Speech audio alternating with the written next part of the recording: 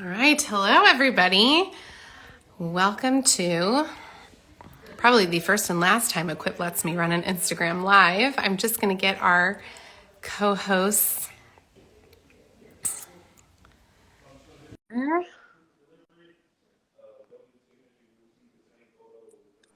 right. Hey, we've got Amee. Hi. Oh, and we have Alyse. Yay, we did it. All right. Hello, everybody. I am Jessie Menzel. I am a licensed clinical psychologist, and I am also Equip Senior Director of Program Development.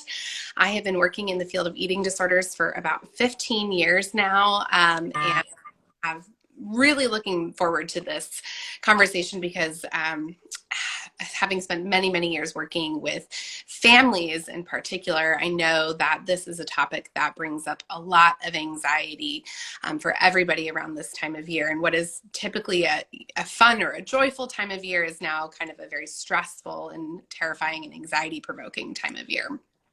With lots of uncertainty. And I am joined here today by Amee Severson and Alyse Ruriani. And I'm going to let each of them introduce themselves. So Amee, if you would like to go first. Hi, I'm Amee. I have a head cold, so if I start sounding awful, that's why. Or you see me popping a lot of cough drops, that's also why.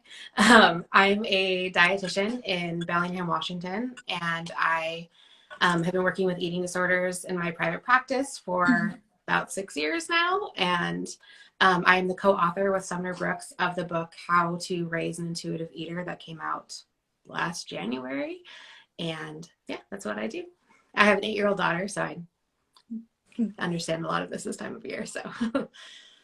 Oh, wonderful. Thank you, Amee. And Alyse, how about you introduce yourself? Yeah. Hi, everyone. My name is Alyse. I use she, they pronouns. I am a licensed professional counselor and a registered art therapist based in Chicago, Illinois. I work in a group private practice. So basically I see people usually like weekly, primarily young adults. And a lot of my clients are working through body image, dismantling diet culture, and things like that. And in my internships, I worked more directly with eating disorders as well. Wonderful.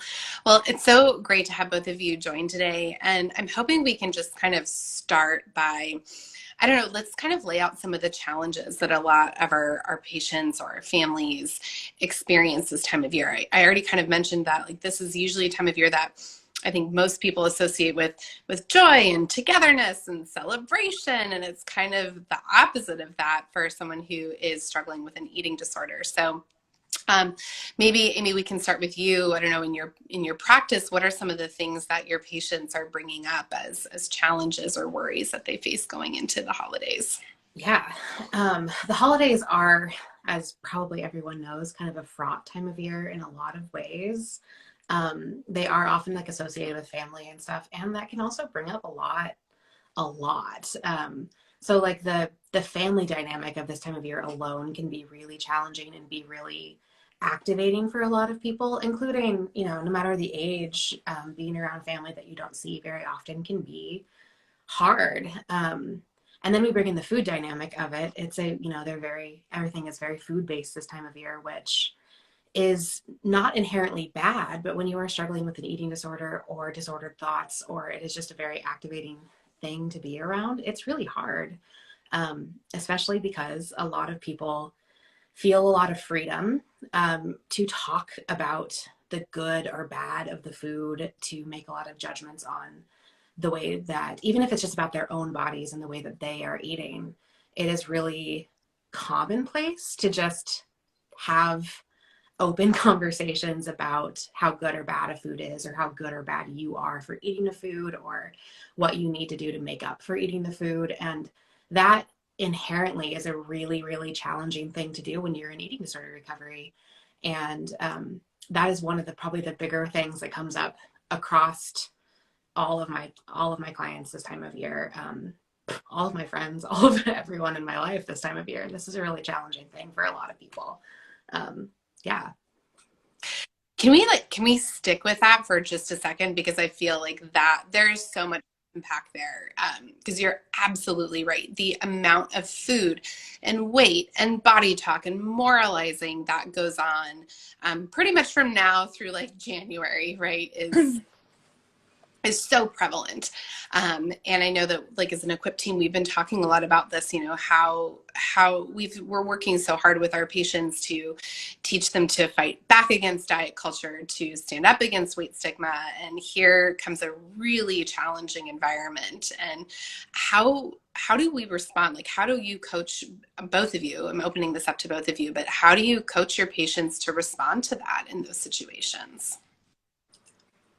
Yeah, I think like I often talk with whether it's clients or friends or, anyone who's sort of, because yeah, it's a struggle for a lot of people, that there's different ways we can respond in those moments. And so I think it's like a balance of how do we protect ourselves and also how do we like advocate at the same time. Because that might look different with different people. There might be people where you feel more comfortable directly challenging, let's say they said some sort of like moral judgment about food. Like you might feel more comfortable being like, hey, actually, like, food isn't really moral and like we can just like enjoy this food. If it's someone where you don't feel like they're going to respond well, that might be a situation where, I say an affirmation in my head to myself and maybe I leave and go, to another room for a minute, and so there can be direct ways that we challenge and, state our discomfort. And that can be, being upfront of like even setting a boundary of I don't want to have comments like this at, actually while we eat, like, let's not have these sort of comments. Or it can even just be a little like sort of cheeky comment of like if someone's like, oh, like, people will say something about having to make up for what they've eaten. I'll be like, oh, actually just I'm going to enjoy what I eat. And like my body will allow me to just do that, and so like kind of I'm not directly telling them like, don't say that, but I'm not letting it just slide. And so I think there's like a range of ways that we can show up that is like making sure we're not putting ourselves in more harm's way, but also not letting it just sort of like be co-signed by us not doing anything.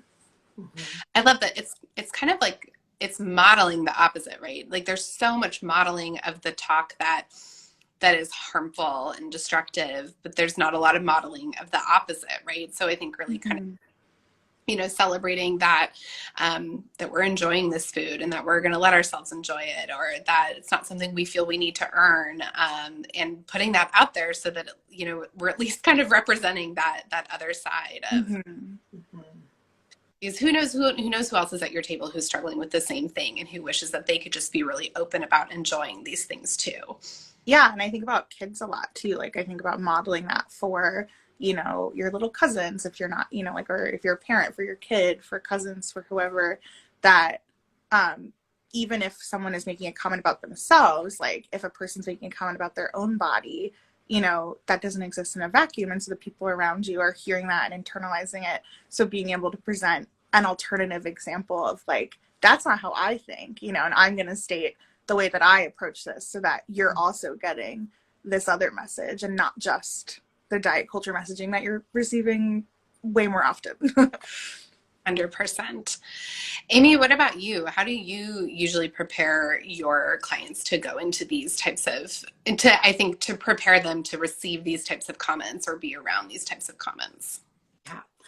I really agree with what Alyse said there about modeling is so important. And this is what I would say to my older clients or my clients who have kids, who are going to be around anyone younger than them, essentially, because modeling is the number one way that we as humans learn. We don't, it's significantly more do what I do, not what I say.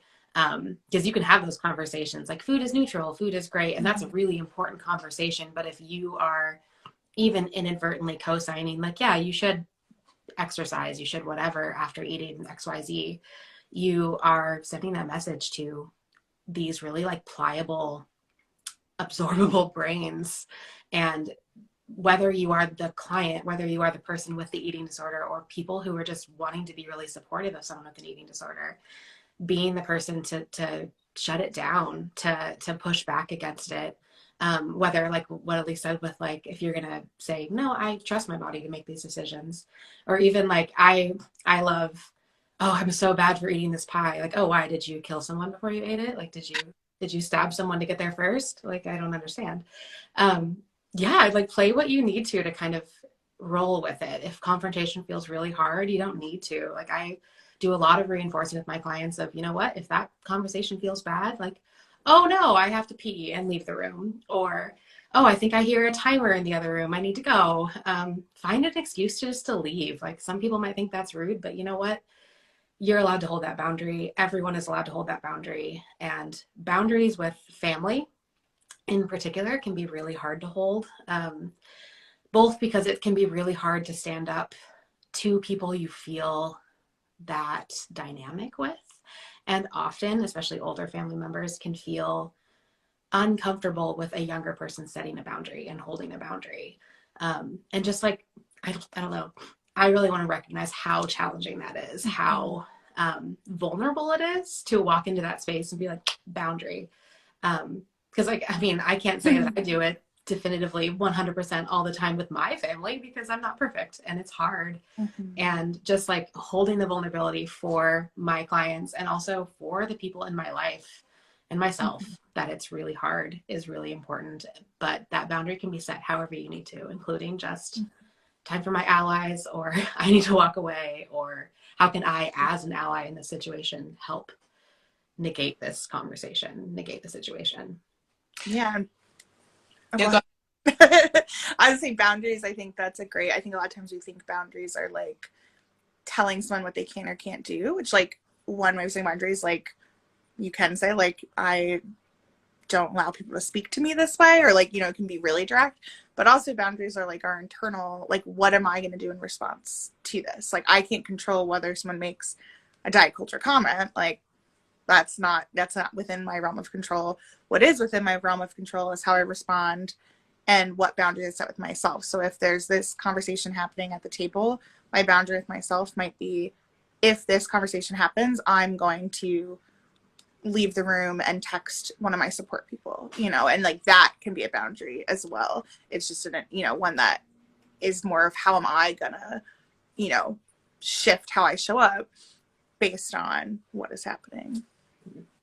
Yeah, like I think about kind of like protecting yourself and your space and doing kind of what you need to do to take care of you.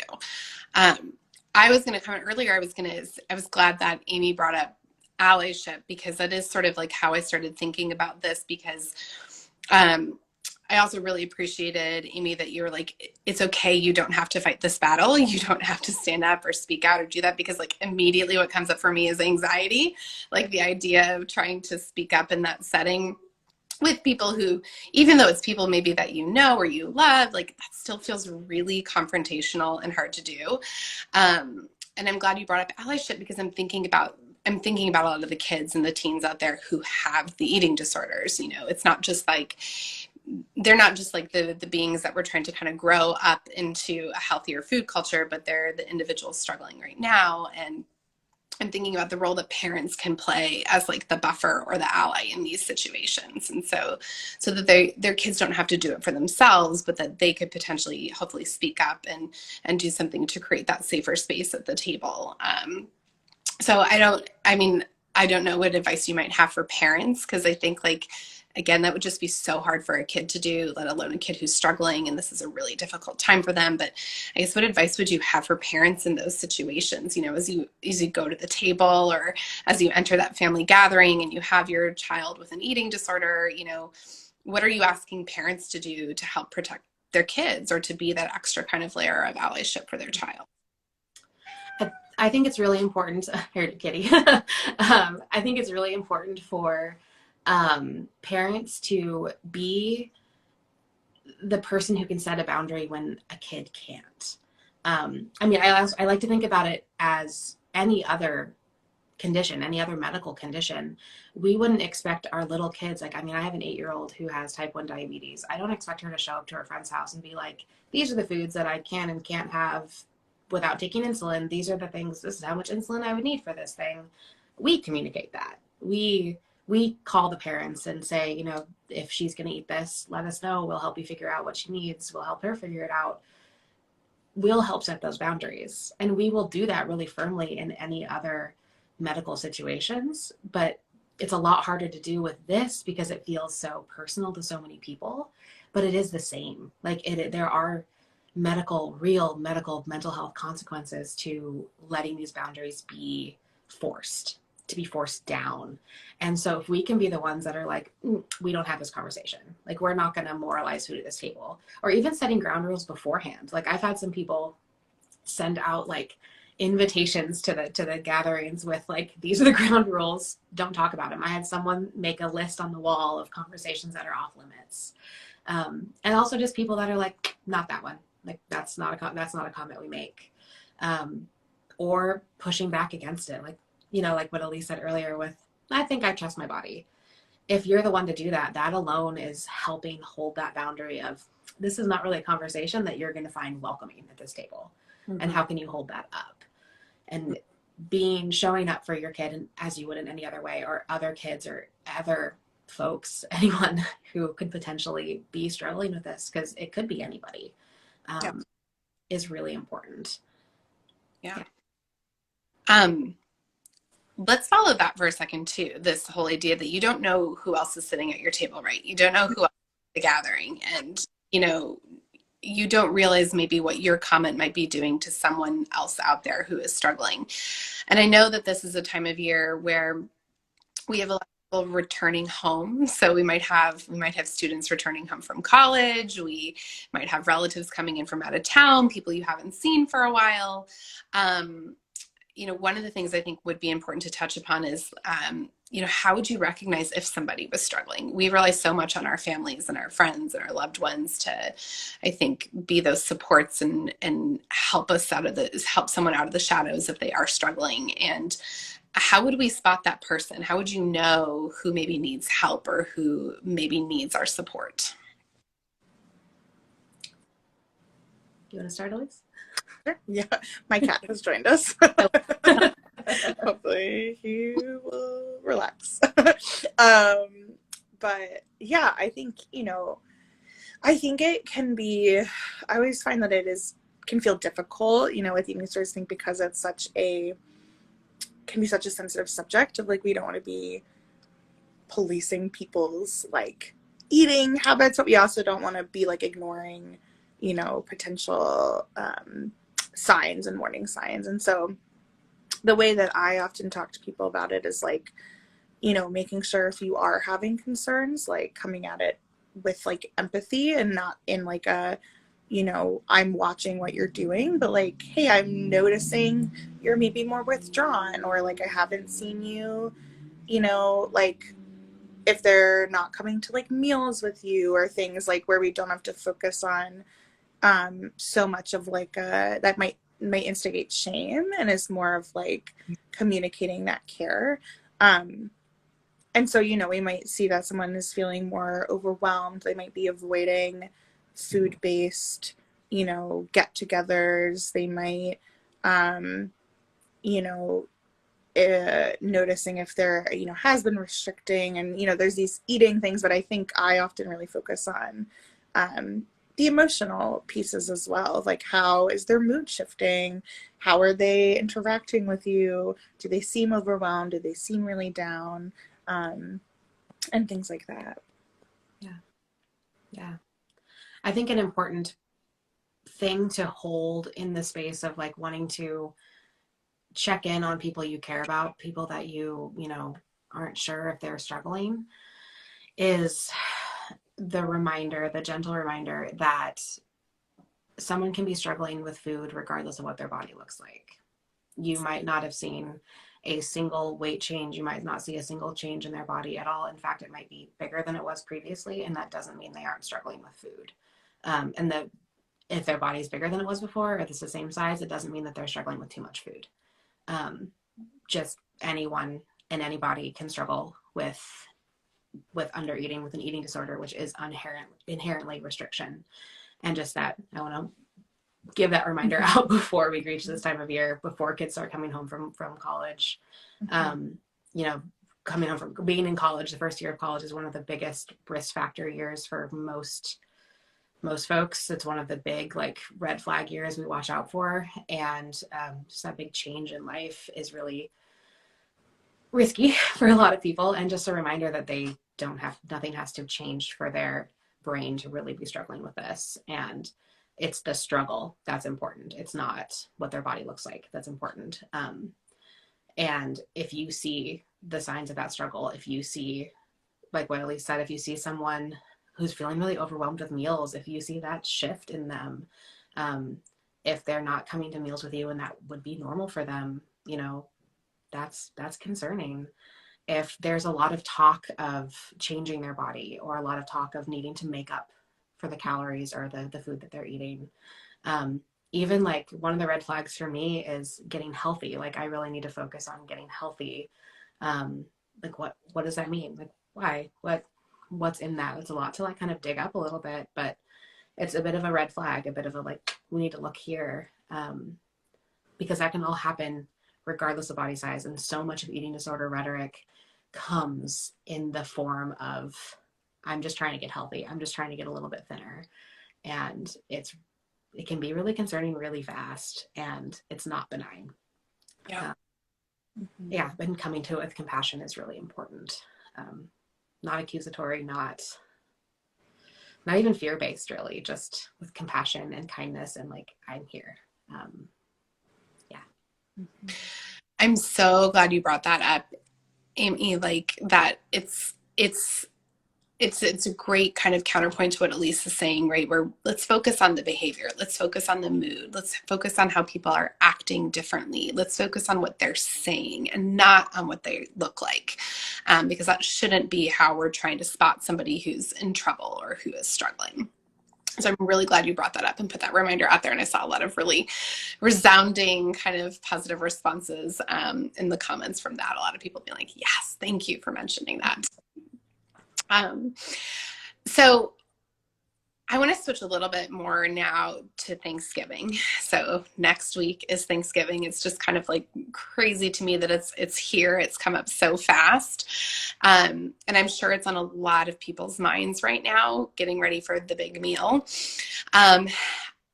And what advice would you have either to patients themselves, clients who are struggling, who are thinking about preparing for that meal, or to families? How do you get ready for that? And I guess another question too would be, how do you decide if you go? Like, do you have to do that? Do you have to do the big Thanksgiving meal this year, struggling with an eating disorder? So maybe we can dig into both of those topics, and let's maybe start with the latter, which is like, do you have to go? Do you have to do Thanksgiving this year? How do you navigate those conversations with your patients? What advice would you have? I mean, I think the simple answer is no, you don't have to go. You know what I mean? Like, you don't have to do anything you don't want to. The more complicated answer would be thinking of like, there's a lot of cultural reasons people need to go. People have different family dynamics, you know, kind of with clients, like I often will like sort of weigh the risk and benefit of like, okay, is the things that you'll experience by not going, whether that's having to answer a bunch of questions, family, you know, sort of like family politics stuff, like, is that what outweighs, you know, like, are you gonna have more benefit by not going, or is that gonna feel too overwhelming and you'd rather just go? And so we need to cope ahead of like how to go. But you know, I think too, this is where like those boundaries of like direct or indirect can come in too, of like, we can be creative with why we can't go. You know, it doesn't have to be, hey, I'm not coming because I have an eating disorder and you guys are not supportive. Like, you know, like, you can say that. I'm going to say most people probably would not feel comfortable saying that. So it might be, hey, you know, I can't make it work with work this year. Like, especially if you're someone who has to travel to Thanksgiving, you know, travel home or wherever, that it's like, oh, I can't, you know, make that work. Or, you know, actually, you know, you can come up with like different reasons that can be sort of a little bit of a buffer, but, you know, but I think ultimately, like, you do have autonomy, you know, but I don't want to, minimize the cultural implications that I think like a lot of people come from collectivist cultures where it is a big deal to not go to a family event, and that is not going to feel like an option for them. And so that might be more where we switch to, okay, so how do we prepare?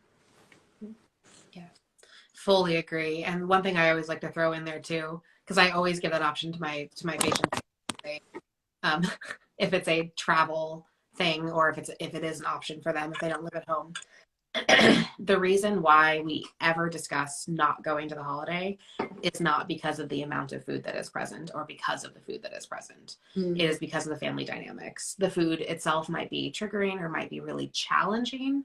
And I am never concerned about too much. I'm never concerned about like, oh, this could trigger a binge or something like that, because I want you to eat food. I want you to eat all the food.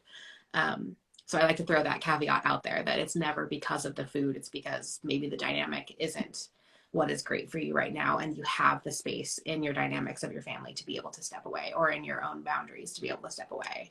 And yeah, it's very, very individual, very cultural, very family dynamic based on whether or not it is an option, like for you individually to go. And it is always okay to say no and find a more supportive place. Because I also always encourage everyone to celebrate if they can, to have that same feeling from the holiday, because that's really important. Yeah. It's so hard to kind of to miss out on that. And I like the idea of thinking about, we don't have to do it the same way that we always have done it, right? There are a lot of different ways to be festive and to celebrate or to get that sense of community that you normally get at that time of year, and giving people that permission to do it a little differently for once. And I think also appreciating that sometimes we need to go. Either it's because it's not an option, like especially if you're a kid and you don't have that choice, like you know you have to go, or because it is like it's an important part of your culture, and so you need to be there for that. So let's talk about the preparation then. So what are some of the things that what advice would you give to clients, to people listening in, on how to prepare for that? Yeah, I think there's a skill in a therapy called dialectical behavior therapy called coping ahead, and that's something that I use with clients all the time for so many different things, because if we know something coming up is going to likely present triggers or be difficult for us, we can cope ahead in terms of kind of making like a plan of what am I going to need, what might I need in these moments. So that might be identifying the things that might be triggering or the situations that are likely to come up, and then thinking through, okay, what could support me in that? So often the things that I recommend are, one, knowing what your internal coping skills are. So those are things like, are there breathing exercises that help you? Are there affirmations you say to yourself in the mirror? Is it having a fidget toy? Like the things that like you kind of do on your own. And whether you want to have a list of those or you just kind of know them because you've practiced them, but being aware of what those internal ones are, and if there's anything you need to like bring with you. So for example, like if art is something that is helpful for you, you might not have access to all of your art supplies. Maybe you bring a little sketchbook or something that you have in your purse that if you need to go, and spend some time by yourself, even if you're just like sitting in the bathroom and you're like, I'm gonna doodle for a couple minutes, like it might feel silly, but like it's not. And then also thinking of, okay, what are my external coping things? So that might be identifying people who will be at the event who are safer people or supportive people for you, if there will be those types of people there. If not, or also in addition, your external support network that maybe won't be at the event, but that you can talk to ahead of time, like, hey, I know this is going to be hard for me this weekend. Like, can you be around, especially maybe during this time that is the meal or is this thing that you're worried about, that I can like text you or check in, or even we schedule a phone call later that night. But having those supports, and that can be friends. It could be if you have a therapist who, I let clients sometimes, if they want to like email me, like I'm not going to respond because I'm also on holiday, but if they need like a place to like just be like, oh, like I need to just like vent this, like, you know, that's an option for my clients. But having those supports, and also a lot of different organizations might be doing support group things online, and you can think about like, okay, do I have a place where I can join those from? Yeah. I love that you brought up cope ahead. I'm a big fan of the cope ahead skill. And one of the parts of the skill that sometimes we don't talk about as much is like, there's this final part of the skill, right? Where you almost do like this practice or this rehearsal. And so in cope ahead, it's more like a visualization, right? Even just, but that's like the part that I can never stress enough is so important. Like whether you just take that time to just like imagine yourself in that situation, imagine those challenges coming up, imagining yourself pulling out those coping skills, and that it goes well, which is like the crucial part of it. Like you imagine yourself coping with it and that you cope successfully. I also love though, like taking that part of cope ahead though and making it even a little bit more like concrete and tangible. And Amee, you brought up role play a little bit earlier in the conversation. Do either of you ever recommend doing something like that? Like I remember in previous clients I've worked with that, you know, doing a rehearsal almost of the Thanksgiving meal. So sometimes if it's the food that's triggering, like we practice like those foods like a week in advance or a couple of weeks in advance, or even role playing through those conversations. Do either of you ever do that with your clients? I think it depends on the individual client. Like I myself, my brain does not wrap around role play. Like as a client, I'm like, I don't understand this. This isn't real. So it doesn't work for people like me. And it can be really helpful for some people. And especially from a food perspective, especially if the foods that are going to be present at that meal might be more challenging, more fear-based foods for you, which they often can be at holidays because, you know, that this type of food can be. If you can have exposures to those foods prior and practice with coping and coming down from the anxiety and the fear that comes up in those moments, if you can have that exposure with safe people in a safe environment before that meal comes up, before that event, then I absolutely recommend it. Even if it's just sitting down with a big bowl of mashed potatoes, if you know, some pumpkin pie, whatever it is that feels really challenging.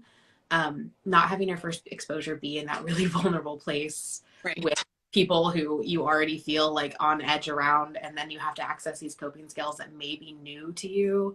That's a challenging place to do that. Yeah. Mm-hmm. Yeah, I think role play can be, I think it can be helpful. I'm like laughing because I'm thinking of it even as like a therapist. So we would do role play. And I think it can be really helpful. I think also, and I don't know if this is, you know, could be more of like a neurodivergency thing. I think I have ADHD. I think it can be hard for me to like, yeah, like sort of like buy into it. And so I think sometimes people can have a hard time buying into the role play. But I think there's also ways to do what role play is aiming to do in other ways. So that could be like, I think about, I made an illustration that gets shared often around this time of year that is like, you know, in response to this, try this. And I think of that as sort of hitting on what role play is too, of basically practice. So Right. If a client, I might think through like, okay, can we make a list of the things that often are said at like the holiday? Like you can think of someone said this last year, or someone's probably going to say this diet culture-y thing, and maybe we write down that list, and then we're like, okay, what are maybe some little responses you could have in your back pocket, and maybe some of them are more direct, maybe some of them are like just like the modeling like we talked about earlier, and so it's not role play in the sense of like I'm saying the thing and you have to say it to me, but we are going through this like what are actual concrete preparation of like almost like a little script that and you can practice. And if someone does want to practice like saying them, like we can be like, okay, like do you want to try saying that out loud, like if that's something that would be helpful to them. But that is like, you think having those concrete examples can be really helpful of like, okay, it's hard for me to imagine what to say in the moment. And so if I know someone, like people often comment about kind of preparing for the meal, you know, by maybe not eating as much. So what am I going to say in response to that if someone says something like that day, you know? And so we can kind of have those little quips sort of like prepared in advance, so you don't have to think of them in the moment when you're probably feeling more vulnerable. 100%. And I love doing that with kids too. So like with like advising parents to do that with their kids, like here's the scenario that comes up, like here's what we'll say. Like I know I do it with my daughter when we're like trying to practice and prepare for something for school. And so and yeah, I think like sometimes even just like practicing saying it out loud, it's like almost that, you know, that muscle memory. You've done it once, you can do it again. It's easier to access it and remember it. That can be really helpful. So what else? What other advice do you have for everyone in the audience, you know, on how to prepare for that meal next week? Alyse kind of brought it up a little bit about the talk that can happen at the meal of what you did to prepare for that meal for the day and what you're going to do tomorrow to make up for it. I want to just address that as an individual, like what you can do as the individual, but also like what can be talked about around it as like the allies, as the family. That day, Thanksgiving, the day itself in particular, but every day, you deserve to eat every single meal still. Like it's not some magical special day where now you don't need to eat everything else in the day. Like you still need food. You still need, and depending on when your family, when your group offers the meal, it's going to change the dynamic around it a little bit. You know, there's always those people who eat at like 3 p.m. or something, which is fine, but kind of a weird time for lunch. So we got to kind of navigate that a little bit. And like, you can't go the entire day without eating. Like you will be really hungry, but also your eating disorder is going to be really, really triggered. And it's going to be really uncomfortable, and it's actually going to be a lot harder to eat. And you still deserve to have breakfast. You still need to have breakfast. Your body still needs to have solid energy throughout the day. You don't need to go on a walk or a run or whatever before the meal or after the meal or the next day. Heck, you can have all the leftovers, including an entire pie for breakfast the next day, and you're not doing anything wrong. There does not need to be any changes to life or exceptions to rules, anything outside of that day. That you can eat whatever the hell you want, whatever the heck you want that day, and you can eat without having to make up for it, without having to change it, without having to exercise the next day to make up for it. Or earn it. I think or earn it. Oh my God. Yes. It's like people both are like, I have to do this to earn it. And then it's like, and also like, I mean, it doesn't make sense in general, but like, even if we were trying to make sense, it's like, so you're like saying you have to earn this, but then even once you do it, you also then have to make up for it. So you still didn't even like, it's like, you're still, no matter what you do, the math is like, mathing there. Like it doesn't math.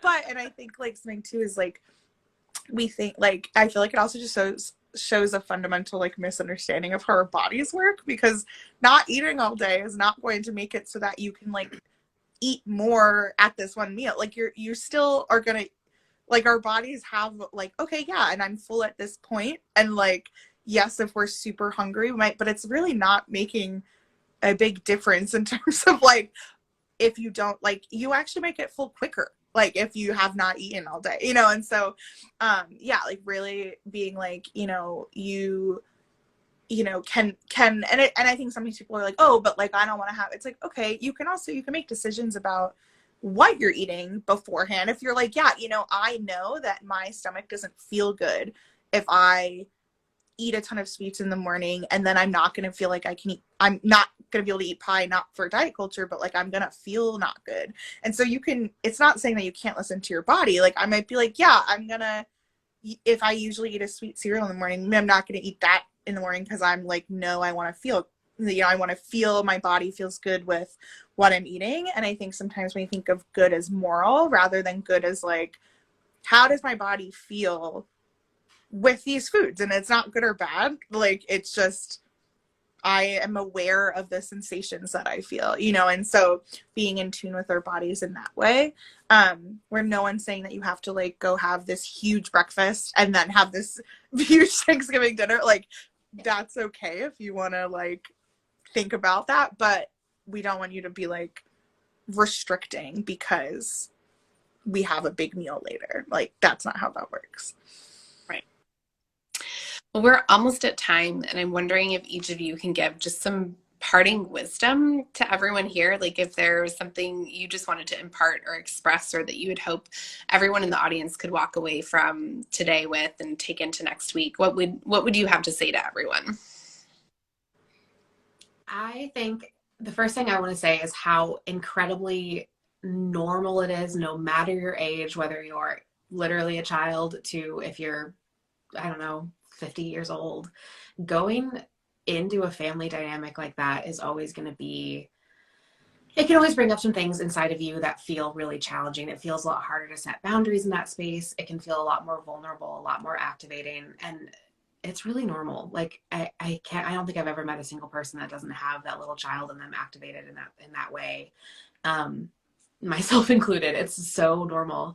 So knowing that no matter who you are, it can be challenging for you. Even if you are the ally in that situation, it can be really challenging, and that's okay. You are also allowed to have compassion for yourself in that space.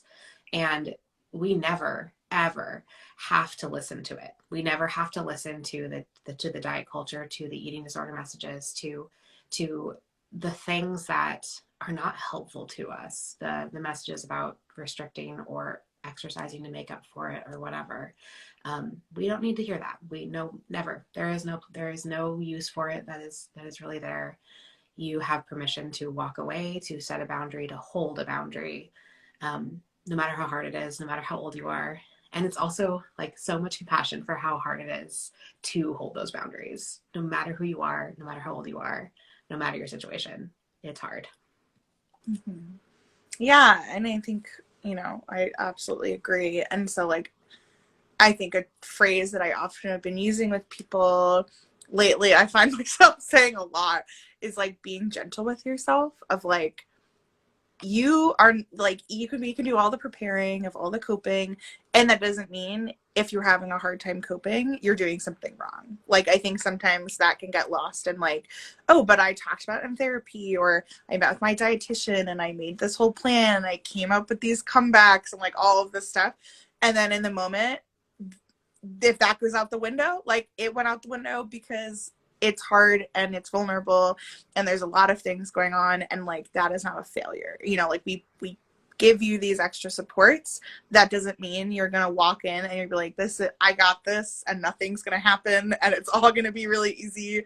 Like, it's hard. And so being gentle with yourself, you have that preparation, and also it's okay if it's difficult, and if you don't say anything when someone said that diet culture comment and you're like, oh, I wish I did. Like, it's okay. Like, that is okay. And keeping yourself safe and having, and like not being afraid to reach out to those supports too, because I know it can feel difficult, even if we know someone's there for us, to do that. And so maybe this would have been helpful with the cope ahead, but if it's hard for you to reach out, also saying like, hey, can you text me around this time? Like, if you have a friend who's willing to like do, like, can be accountable to that, of like checking in with you, and so knowing that you're not alone, knowing that, hopefully it's a momentary, of this like holiday event stuff, and that you'll get through it, and you've got people who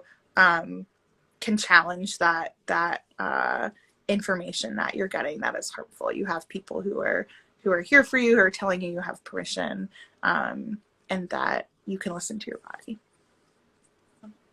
Well, I love that idea of ending on the note of self-compassion. I really hope everyone carries that with them into next week, and having that little bit of grace for themselves in what is, as you mentioned it, Amee, it's universally, it can be a very challenging time.